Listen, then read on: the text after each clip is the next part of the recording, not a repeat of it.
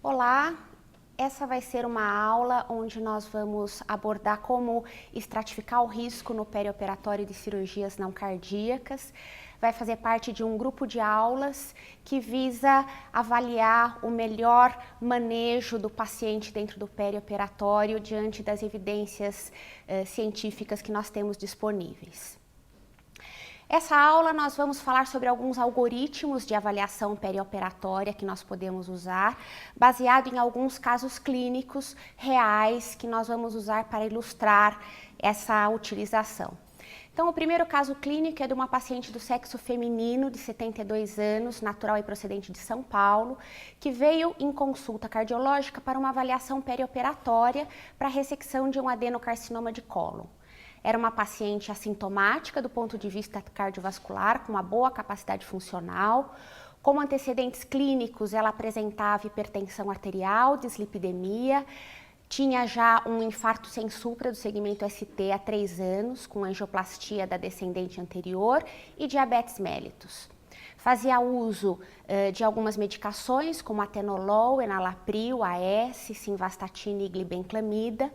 No exame físico, nenhuma alteração pertinente e também no exame laboratorial, nenhuma alteração digna de nota. No eletrocardiograma, essa paciente apresentava uma discreta alteração da repolarização ventricular na parede lateral. E nos defrontamos com a grande pergunta: qual seria o risco cardiovascular para essa cirurgia proposta? Baseado na segunda diretriz de avaliação perioperatória, nós podemos seguir um determinado fluxograma para tentar avaliar melhor esse risco. Na primeira etapa, o ideal seria nós excluirmos algumas condições cardíacas agudas, como angina instável, infarto agudo do miocárdio, choque cardiogênico, edema agudo dos pulmões, alguma brádia ou taquiarritmia grave. Isso conferiria ao paciente um alto risco cardiovascular que levaria à necessidade de se cancelar a operação não cardíaca e tratar a condição cardíaca subsistente. No nosso caso clínico, nós não temos nenhuma dessas alterações, então não temos nenhuma condição cardíaca aguda e podemos prosseguir para a etapa 2 de avaliação do nosso fluxograma. Nesse momento, nós temos que escolher algum algoritmo de avaliação perioperatória para tentar estratificar melhor esse risco. Nós possuímos alguns algoritmos disponíveis, como o índice cardíaco revisado de Lee, o índice do American College of Physicians e do EMAPO, que se encontra disponível para o seu cálculo no site da SOCESP. Avaliando primeiramente o algoritmo do American College of Physicians, nós temos alguns dados clínicos que correspondem a algumas pontuações. Nesse caso clínico específico, nós temos uma paciente que tem um infarto acima de 6 meses, ou seja, o que confere 5 pontos para essa paciente, e uma idade acima de 70 anos, mais 5 pontos, ou seja, temos 10 pontos nessa primeira fase do algoritmo do American College of Physicians. Dentro desse algoritmo, nós sabemos que se o paciente é muito jovem, sem nenhuma doença subsistente, se a intervenção a que ele vai ser submetido é pequena, ele pode caminhar direto para a cirurgia.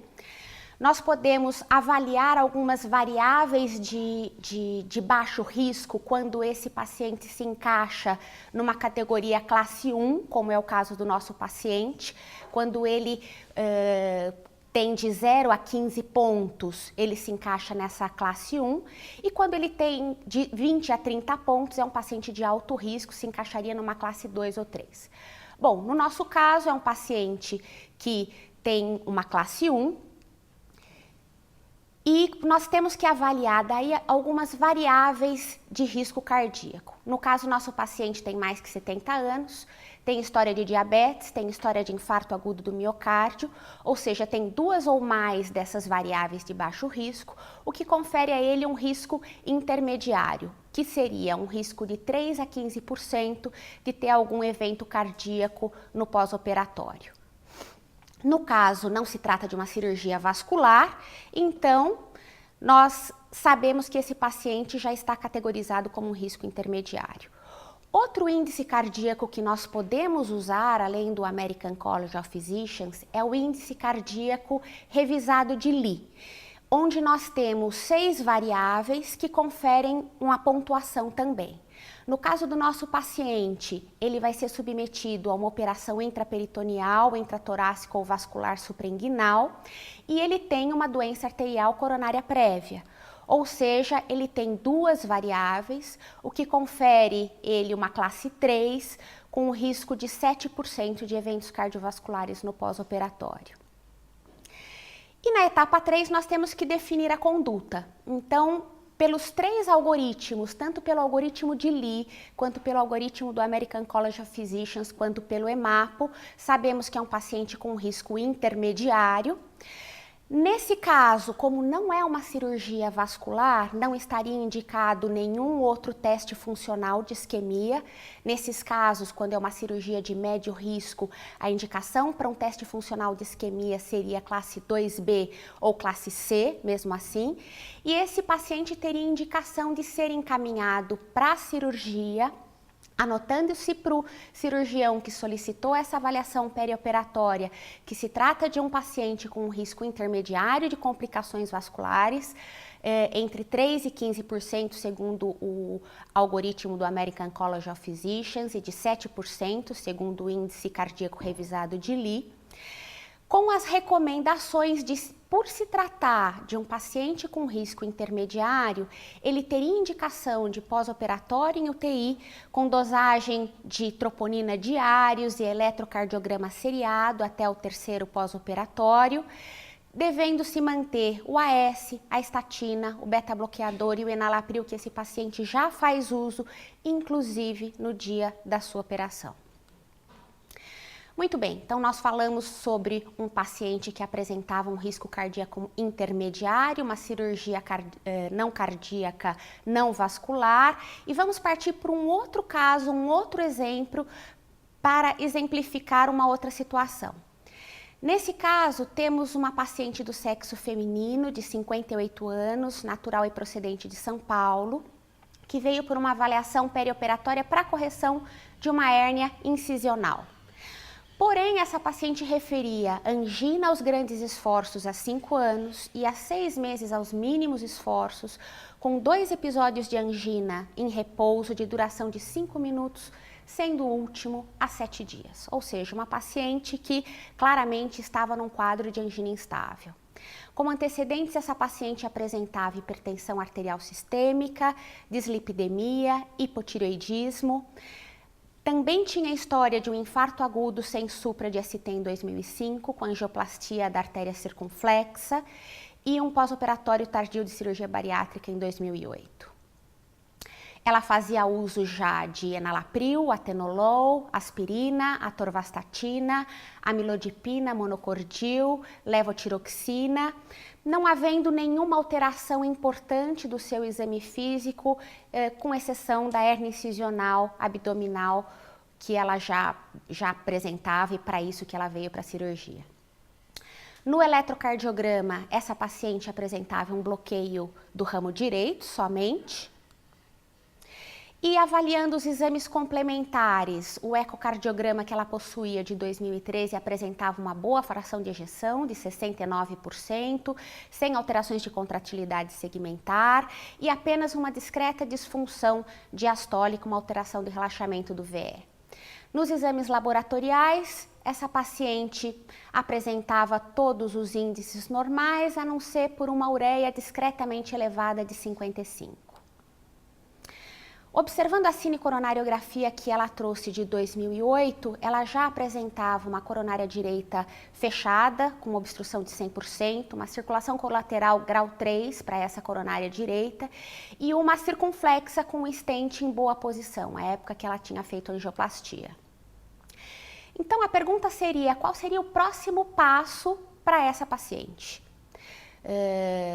No caso, a melhor alternativa como a gente vai mostrar um pouquinho mais para frente, seria cancelar a cirurgia, porque essa paciente está num quadro de alto risco, apresentando uma angina coronariana instável, e solicitar um novo cateterismo para ver quais são as possibilidades de tratamento para essa paciente.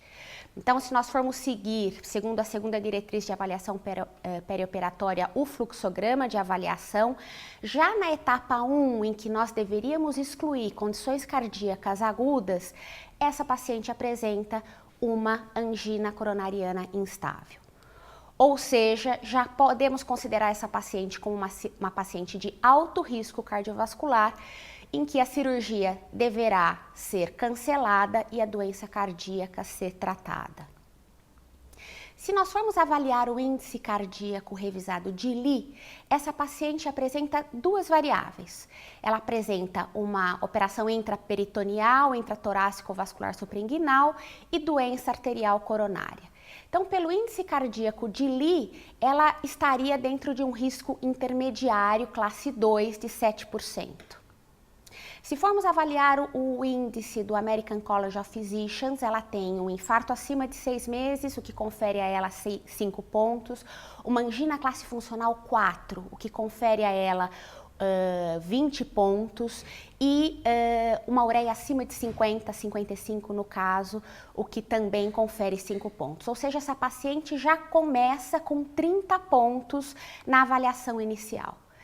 Acima de 20 pontos, nós podemos categorizar essa paciente como tendo um alto risco cardiovascular, ou seja, acima de 15% de apresentar algum evento coronariano agudo no pós-operatório, e deveríamos determinar a natureza desse risco, que no caso do ponto de vista clínico está claro que o risco é isquêmico, e proceder à investigação para a resolução desse risco, no caso, a possibilidade de uma revascularização miocárdica ou cirúrgica ou percutânea. Essa paciente foi submetida a um novo cateterismo. Como nós podemos ver, a descendente anterior e a artéria circunflexa estavam boas, mas existia uma lesão segmentar crítica no terço proximal da diagonal. E o que fazer agora? Detectamos uma lesão, essa paciente tem um alto risco cardiovascular. A melhor opção, com certeza, seria indicar a angioplastia dessa artéria coronária diagonal e tratar o risco cardiovascular antes dessa paciente ser submetida ao procedimento para que ela veio, que no caso a correção da hérnia incisional. Essa paciente, então, foi submetida à angioplastia, foi cancelada a cirurgia, foi colocado um stent e recebeu alta com AS e clopidogrel para ser programada a correção da hérnia inguinal num segundo tempo posteriormente. Esse outro caso clínico, nós vamos abordar uma paciente que vai ser, no caso, que vai ser submetida a uma cirurgia vascular. Temos um paciente do sexo masculino, de 61 anos, que veio para avaliação de uma cirurgia de revascularização do membro inferior esquerdo. Ele era um paciente assintomático do ponto de vista da cardiovascular, mas que tinha uma claudicação de membros inferiores aos mínimos esforços. Como antecedentes, era um paciente ex-tabagista, hipertenso, diabético, já apresentava um infarto prévio há 1 ano e vinha em uso de medicações como aspirina, enalapril e metformina. Do ponto de vista do exame físico, absolutamente normal, com exceção do pulso tibial posterior do membro inferior esquerdo diminuído, pressão arterial, frequência cardíaca normal, exames laboratoriais também com nada digno de nota. No eletrocardiograma, podemos observar que esse paciente apresentava uma área eletricamente inativa em parede inferior, provavelmente devido ao infarto prévio que ele já apresentava. E qual seria, então, a nossa proposta para esse paciente? Como determinar o risco cardiovascular desse paciente que vai ser submetido a uma cirurgia agora vascular? Na primeira etapa, também precisamos, segundo a segunda diretriz de avaliação perioperatória, já atualizada para as operações vasculares, avaliar tanto variáveis de alto risco cardíaco quanto variáveis de alto risco vascular. No caso, esse paciente não apresenta nenhuma alteração de alto risco cardíaco, não apresenta angina instável, infarto agudo, choque cardiogênico, edema agudo de pulmão, brádie ou taquiarritmia grave e também não apresenta nenhuma variável de alto risco vascular, ou seja, não apresenta doença carotídea com risco eminente de acidente vascular cerebral, não apresenta um aneurisma de aorta com risco eminente de rotura, nem doença arterial periférica com risco de perda do membro. A partir do momento que excluímos na etapa 1, que esse paciente não apresenta nenhum alto risco, vamos para a etapa 2, onde vamos estratificar o risco conforme o algoritmo de preferência. Aqui nós também podemos utilizar o algoritmo do EMAPO, o algoritmo do American College of Physicians, com a diferença que no caso usamos aqui o Litvasky, que é o algoritmo de Lee adaptado para cirurgias vasculares.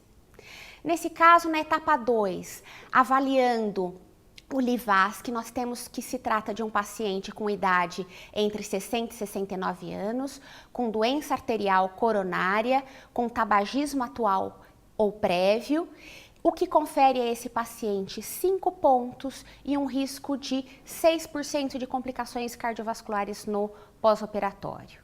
Se formos avaliar, por outro lado, pelo American College of Physicians, temos um paciente com infarto acima de 6 meses, 5 pontos, ou seja, partimos para as variáveis de baixo risco, é um paciente diabético, com ondas Q no eletrocardiograma e história prévia de infarto, ou seja, temos 2 ou mais variáveis, é um paciente que apresenta um risco intermediário, 3 a 15% de complicações cardiovasculares no pós-operatório. Um paciente de risco intermediário, tanto pelo Litvasky quanto pelo American College of Physicians, tanto pelo EMAPO, que se formos calcular dá 6 a 10 pontos. E agora temos que passar para a etapa 3, que seria avaliar a conduta. Como se trata de uma operação vascular, esse paciente tem a indicação de uma prova funcional de isquemia com grau de recomendação da 2A pelos novos guidelines.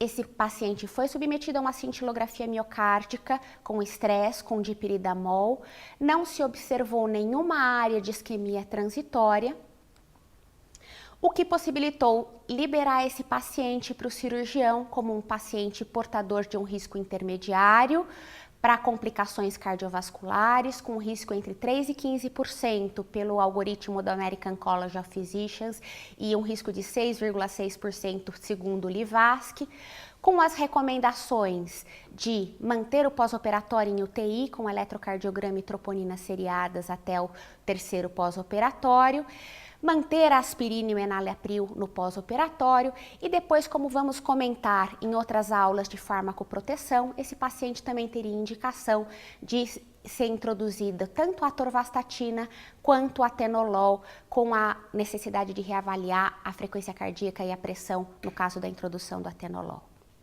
Muito obrigada.